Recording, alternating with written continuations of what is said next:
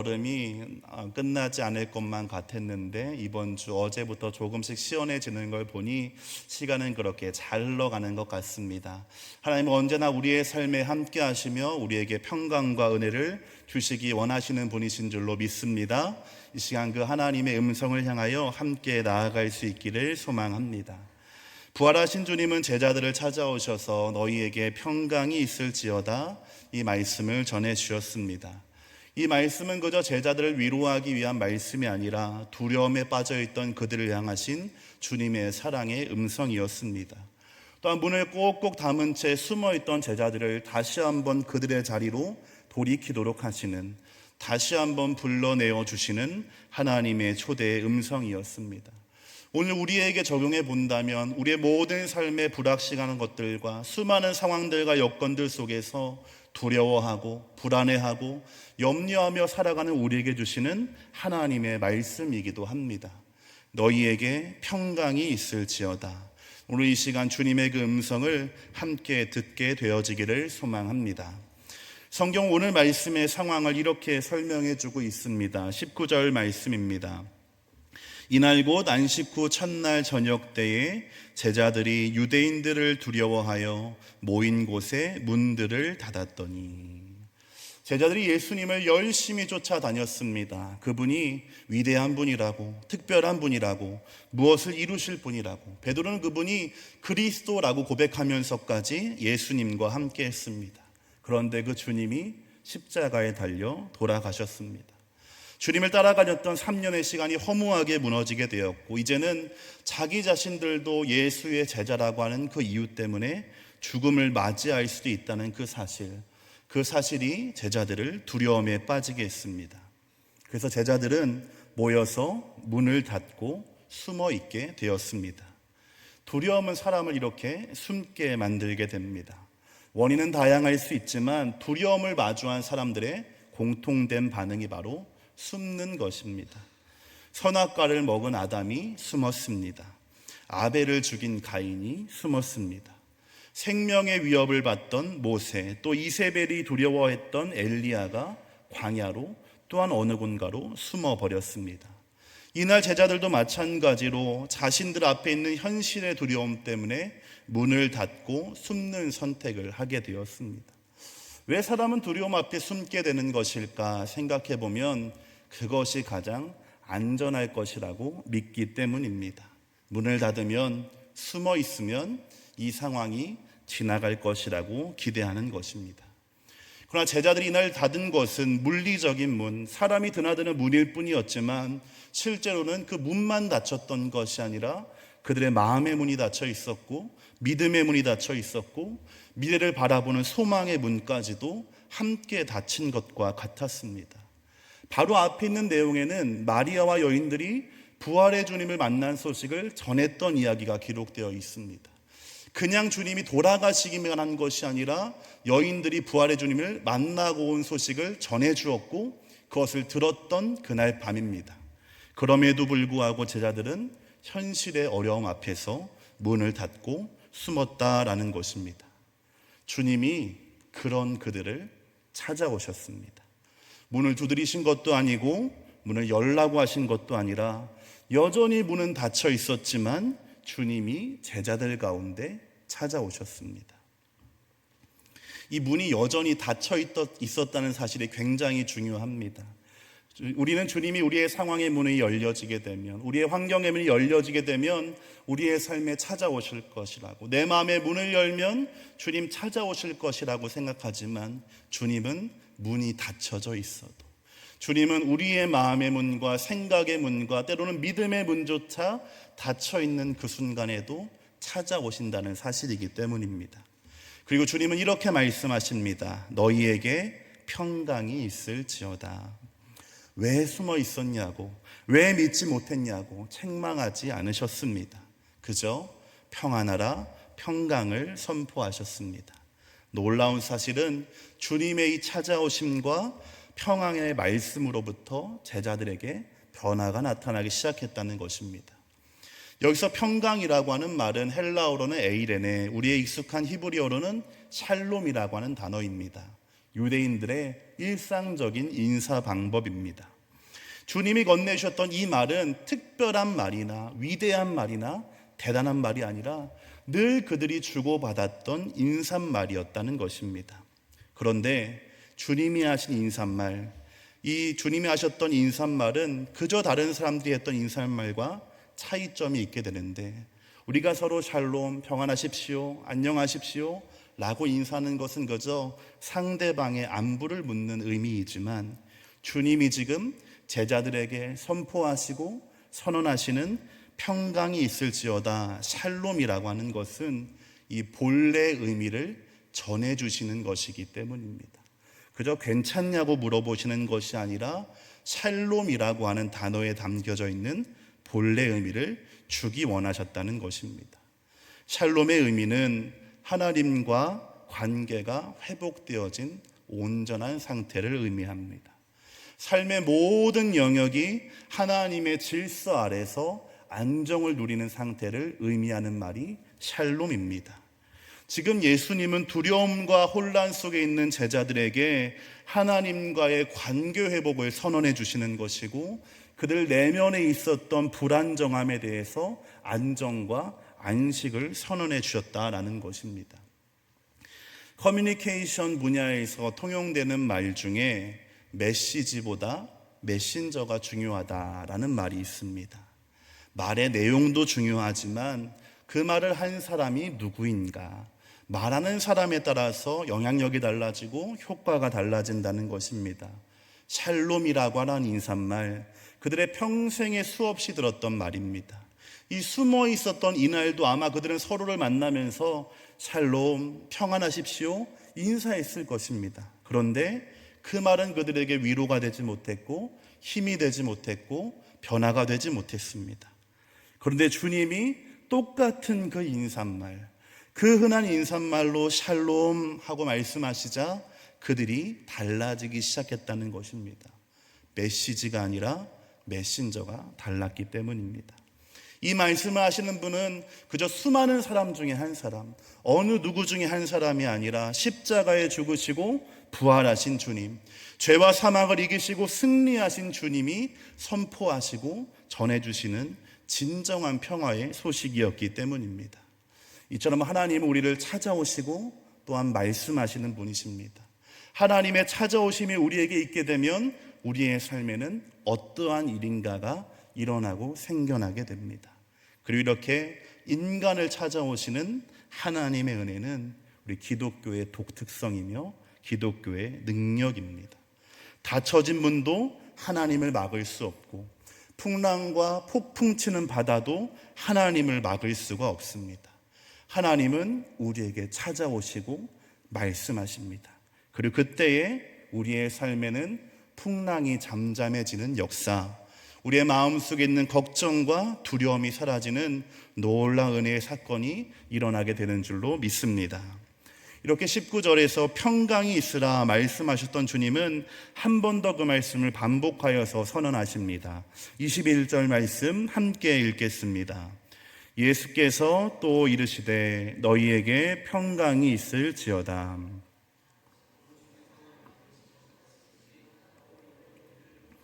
아멘. 그런데 이 평강이 있으라라고 하는 말에 이번에는 한 가지 내용이 덧붙여지게 됩니다. 그것은 나도 너희를 보내로라 라고 하는 말씀입니다. 첫 번째 평강에 대한 선언이 두려움 속에서 무너진 제자들의 마음을 회복시키는 말씀이었다면, 이 두 번째 선언은 그들에게 새로운 사명, 다시 시작할 힘을 주시기 위한 말씀이 되는 것입니다. 여기서 우리는 평강에 대해서 아주 중요한 사실을 하나 발견하게 됩니다. 그것은 주님이 주시는 평강은 우리로 하여금 머무르게 하는 것이 아니라는 것입니다. 하나님이 주시는 평강은 우리로 하여금 머무르게 하기 위함이 아니라고 하는 사실입니다. 하나님이 주시는 평강과 하나님이 주시는 평안, 이 놀라운 은혜를 누리고 경험해 보신 분들은 찬송가 288장에 있는 세상과 나는 간 곳 없고 라고 하는 이 가사가 어떠한 뜻인지를 다 경험해 보시고 느껴보셨을 것입니다. 이 하나님의 평강 안에 거하게 되면 마치 천국에 있는 것처럼 이 순간이 영원히 지속되기를 소망하게 됩니다. 베드로가 말했던 것처럼 여기가 좋사오니라고 하면서 떠나고 싶지 않은 마음이 들 정도로 하나님의 평화와 평강은 우리로 하여금 참으로 소중하게 여겨지게 됩니다. 그런데 오늘 주님은 평안하라, 평강이 있을지어다 말씀하신 다음에 나도 너희를 보낸다, 이렇게 말씀하시고 있는 것입니다. 주님의 평강은 우리로 하여금 잠시 쉬게는 하실지 모르지만 그곳에 영원히 머무르게 하시는 그러한 것이 아니라는 것입니다. 주님의 평강은 우리로 하여금 다시 한번 시작할 수 있도록 하는, 우리를 세상으로 보내시고 파송하시는 의미의 평강이 되는 것입니다. 그러하게 여기서 평강이 있을지어다 라고 하는 명령, 나도 너희를 보낸다 라고 하는 주님의 명령은 그저 단순한 명령이 아니라 제자들에게 사명을 다시 주시는 말씀이 되고 그들의 존재의 목적과 이유를 회복시키시는 말씀이 됩니다. 이 제자들이 지금 어떠한 상황이 있습니까? 외면하고 있었습니다. 도망쳐 있었습니다. 숨어 있었습니다. 나 스스로 생각할 때도 다 끝났다고 생각했고 실패했다고 생각했고 이제는 앞날이 없다라고 생각하는 그러한 상황이었습니다. 그런데 부활하신 주님은 그들의 그러한 연약함이나 실수나 실패를 바라보시는 것이 아니라 오히려 다시 한번 그들에게 평강이 있으라 말씀하시고 이제 사명을 향하여 나아가라, 이렇게 말씀하고 있다는 것입니다.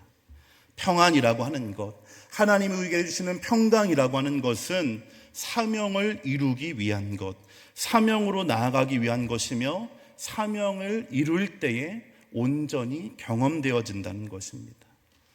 이 사명으로 이어지지 않은 평안함, 사명으로 나아가지 않은 평강은 안일함이 되고 시간이 지나면 다시 염려로, 두려움으로, 또한 무기력으로 이어질 수밖에 없습니다.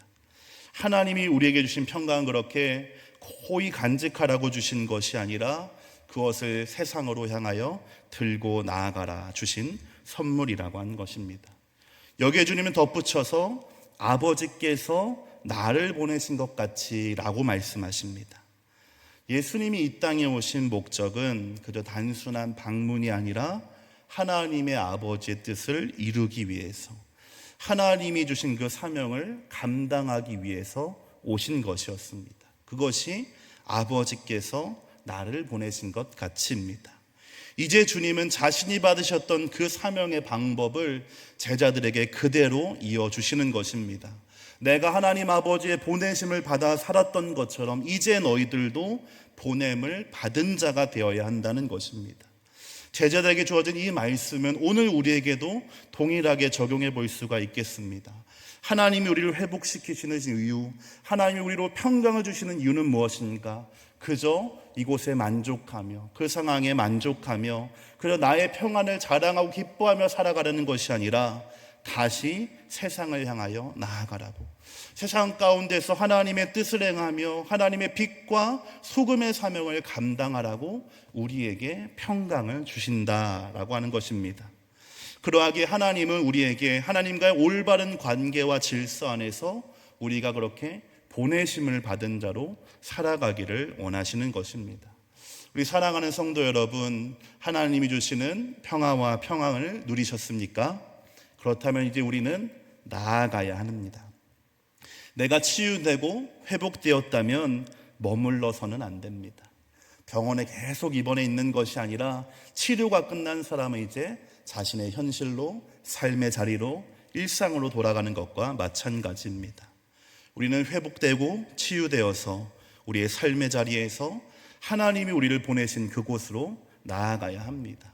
그럴 때에 나아가지 않을 때는 다 이해할 수 없었던 하나님의 평강의 의미, 내가 그저 그것을 간직하고만 있을 때는 다 깨닫지 못했던 하나님의 함께 하심의 의미, 왜 하나님이 평강하라 말씀하시고 나도 너를 보낸다라고 말씀하셨는가를 우리는 나아갈 때야 깨달을 수가 있게 됩니다.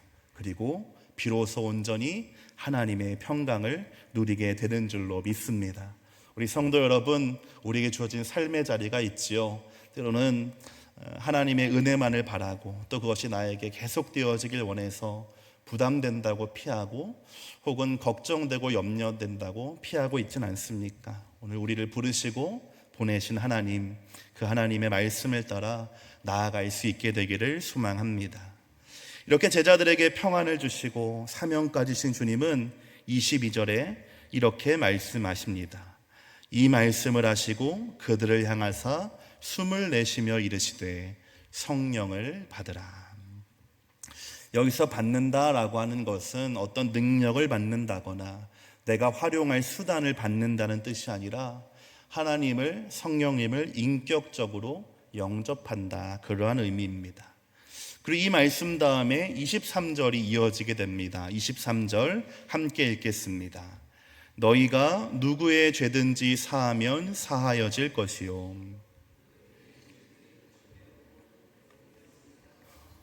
아멘. 지금 주님의 말씀의 흐름이 사실은 우리가 가지고 있는 일반적인 이해와는 조금씩 달라집니다. 평안을 주셨다면 그곳에 만족하며 기뻐하며 그렇게 살아가라 하실 것 같았는데 나도 너희를 보낸다 말씀하셨습니다. 이제는 그들을 향하여 숨을 내쉬며 성령을 받으라고 말씀하신 다음에는 어떠한 말씀이 이어지는가? 너희가 누구의 죄든지 사하면 사하여질 것이요 누구의 죄든지 그대로 두면 그대로 있으리라 라고 하는 죄 용서의 권세에 대한 말씀이 이어지게 되는 것, 우리가 이 말씀을 집중해서 보아야 하는 이유입니다. 먼저 22절의 주님의 말씀을 보게 되면 우리는 창세기 2장을 쉽게 떠올릴 수가 있습니다. 하나님이 사람을 흙으로 빚으시고 그의 코에 생기를 불어넣으시는 그 장면입니다. 그때야 그 사람이 비로소 생명이 되었다, 성경은 말씀하고 있는 것입니다. 그 창조의 주인이셨던 예수님이 이제 제자들을 그렇게 빚으신다는 것입니다. 제자들을 새로운 피조물로, 새로운 언약의 백성으로 다시 세우시는 장면이 22절의 상황입니다. 제자들에게 성령을 영접하게 하심으로 이제는 주님의 사명을 감당할 새로운 사람이 되게 하시는 것, 숨을 내쉬며 이르시되 성령을 받으라 라고 하는 이 말씀의 뜻인 것입니다. 그리고 이제 그 성령과 함께 주어지는 것이 바로 죄를 용서하는 권세입니다. 우리는 이 연결과 순서들을 잘 이해해야 합니다. 하나님의 평강이 주님이 우리에게 성령을 주심으로 이어지게 되었고 그 성령을 받음이 죄 용서로 이어지고 있습니다. 여기서 지금 말씀하고 있는 죄를 용서하는 권세라고 하는 것은 제자들에게 죄를 용서하는 권한이 넘겨졌다라고 하는 것이 아니라 그들에게 죄 사함의 복음을 전할 권세와 권한이 주어졌다라고 하는 뜻이 됩니다. 다시 말하게 되면 주님은 주님의 평강을 받은 사람에게 성령을 주심으로 함께 하시게 되는데 그 성령을 받은 사람은 이제 복음을 전파하는 자로, 회복을 전파하는 자로, 화해를 전파하는 자로 살아가게 된다라고 하는 것입니다. 막연했던 나의 부르심, 막연했던 하나님의 보내심이 이 회복과 화해와 복음의 전파라고 하는 사명으로 구체화가 되는 것입니다. 여기서 우리는 다시 한번 평강이 무엇인가? 평강의 본질을 생각해 보게 됩니다. 앞서서 평강이라고 하는 것은 감정적으로, 정서적으로 주는 위로가 아니라 하나님과 온전한 관계 안에 있는 것, 하나님의 질서 안에서 모든 것이 안정된 상태라고 말씀드렸습니다. 이 말은 주님이 주신 평강이 제자들과 하나님과의 관계, 나와 하나님과의 관계를 온전하게 하고 그로 말미암아 삶의 안정으로 이어졌다라고 한다면 이제 그 평강을 누리고 경험한 사람, 성령을 받은 사람은 그 사명을 죄인과 하나님을 잇는 것으로, 세상과 하나님을 연결하는 것으로, 성도와 성도를, 교회와 세상을 나눠지고 다퉈지고 분열되어지는 모든 관계를 회복하는 일로 나아가야 한다라고 하는 것을 우리에게 전해주고 있는 것입니다. 예수님이 숨을 내쉬면서 성령을 주셨던 그 순간부터 제자들은 더 이상 숨어있는 자들이 아니라 새로운 피조물로서 복음을 들고 세상으로 나아가는 자들이 되었습니다. 죄를 묻고 풀 수 있는 권세를 위임받은 자들, 그 복음의 진리를 선포하는 자들이 되었고, 실제로 사도행전의 이야기를 보게 되면 그들이 평생에 그 말씀을 전하다가 하나님 앞에 서게 되었음을 우리는 깨닫게 됩니다. 하나님이 왜 우리에게 평강을 주시는가? 주님이 왜 우리에게 찾아오셔서 평강을 말씀하시는가? 하나님이 우리를 사랑하신 그 사랑을 세상에 전해주기 위해, 하나님이 우리에게 주셨던 그 복음의 은혜를 세상에 전하기 위해서다라는 것입니다. 우리도 마찬가지일 것입니다. 우리 안에 주님의 평강이 있다면, 그 평강의 은혜를 누리고 경험해 보았다면, 이제 그 평강은 성령의 임재로 이어지고 성령의 인도하심 안에서 깨어진 세상을 향하여, 사람들을 향하여 그들을 하나님께로 인도해 주는 사명으로 이어져야 하겠습니다. 분열된 관계를 회복하고 상처 입은 사람들을 감싸주고 죄로 인해서 무너진 인생들에게 하나님이 주시는 용서가 얼마나 놀라운 것인지, 하나님의 사랑이 얼마나 놀라운 것인지, 하나님 안에서만 누릴 수 있는 자유가 무엇인지를 우리는 선포하고 말해야 한다는 것입니다. 그것이 바로 주님이 우리에게 평강을 주신 이유이며 성령 안에서 평강을 누리는 자의 삶이 되겠습니다. 그러면 우리는 그저 하나님의 위로를 받은 사람들이 아니라 그 평화의 복음을 들고 세상 가운데 보내심을 받은 사람이 되어야 합니다. 그러면 오늘 우리가 구해야 하고 우리에게 필요한 평강은 그저 나의 마음을 잠시 위로해주고 나의 감정을 위로해주는 그러한 수준의 것이 아니라 죄를 이기고 용서를 선포하고 화해와 회복을 이끌어내야 하는 하나님의 평강이 되어야 할 줄로 믿습니다. 오늘 본문은 우리에게 세 가지 중요한 장면과 상황을 보여줍니다. 주님이 찾아오셔서 두려움 가운데 있는 제자들에게 평강을 전해주시는 것입니다. 그 평강은 제자들의 새로운 사명으로 이어지게 되고, 그 사명은 성령 안에서 회복과 화해의 복음을 전하는 그 권한과 권세로 구체화가 되게 됩니다. 우리는 단지 평안하게 살아가기 위해서, 잘 살아가기 위해서 주님을 믿는 것이 아닙니다. 예수님의 십자가는 그저 우리에게 안락한 삶을 주시기 위해서 하신 일이 아닙니다. 평강은 그렇게 나의 안녕과 편안함을 위해 주어진 것이 아니라 나를 향하신 하나님의 뜻, 세상을 향하신 아버지의 마음, 이 인생들과 온 피조 만물들을 사랑하시는 하나님의 뜻 안에서 주어지는 것입니다. 그러므로 우리는 하나님의 평강을 받은 사람으로 살아가야 할 것입니다. 주님의 평강이 있을지어라는 말씀을 나에게 주시는 사명과 부르심의 말씀으로 들을 수 있어야 합니다. 그리고 우리가 지칠 때마다, 쓰러질 때마다, 주의 은혜와 복음이 우리 안에 희미해져 갈 때마다 다시 한번 우리를 찾아오셔서 말씀하시는, 닫힌 문을 뚫고 오셔서 말씀하시는 주님의 음성을 들어야 할 줄로 믿습니다. 그럼 우리가 이 저녁 함께 기도해야 할 때 구해야 할 것은, 하나님, 혹시 상황의 어려움 때문에, 두려움 때문에 우리의 마음이 닫혀져 있고 멈춰져 있다면 오늘 이 저녁 우리를 찾아와 주시옵소서. 너에게 평강이 있을지어다 말씀하여 주옵소서. 그 말씀으로부터 다시 한번 우리의 삶이 시작되게 도와주시고, 그 주님의 함께 하심으로부터 우리의 삶의 변화가 나타나게 도와주시며, 그저 주님 믿음으로 잘 살아가는 것을 넘어서고 지나서서 이제는 내가 받은 복음의 은혜와 주의 사랑을 전하고 선포하는 진정한 하나님의 사람으로, 구원받은 자의 삶으로 살아갈 수 있도록 인도하여 주시옵소서. 오늘 이 저녁 우리의 기도가 그러한 기도가 되어지기를 간절하게 소망합니다.